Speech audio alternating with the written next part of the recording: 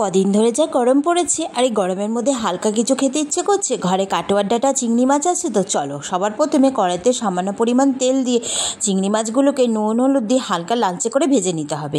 চিংড়ি মাছ কিন্তু বেশি ভাজবে না, তাহলে শক্ত হয়ে যায়। ওই চিংড়ি মাছ ভাজার তেলেতেই মেথি সম্বাদ দিয়ে মেথি থেকে যখন সুন্দর গন্ধ বেরোবে তার মধ্যে কেটে রাখা ডাঁটা, আলু আর কুমড়োটাকে নুন হলুদ দিয়ে ভালো করে মিশিয়ে নিয়ে হালকা করে ভাজা করে নিতে হবে। যখন সবজিগুলো হালকা ভাজা হয়ে আসবে তার মধ্যে পরিমাণ মতন ধনে গুঁড়ো, জিরের গুঁড়ো, লঙ্কার গুঁড়ো, নুন, হলুদ, অল্প একটু জল দিয়ে মশলাটাকে ভালো করে মিশিয়ে নিয়ে লো টু মিডিয়াম ফ্লেমে ভালো করে কষিয়ে নিতে হবে।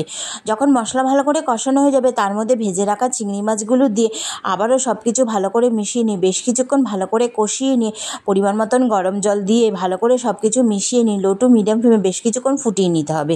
আর দিয়ে দিতে হবে বেশ কিছুটা পরিমাণে মিষ্টি। সব কিছু ভালো করে ফুটিয়ে নেবে। যখন দেখবে বেশ ঝোলটা একটু গাঢ় হয়ে এসছে, আলু আর কুমড়োগুলো বেশ সিদ্ধ হয়ে গেছে, ভালো করে নেড়ে চেড়ে নামিয়ে নিলে হয়ে গেল চিংড়ি দিয়ে ডাঁটার তরকারি।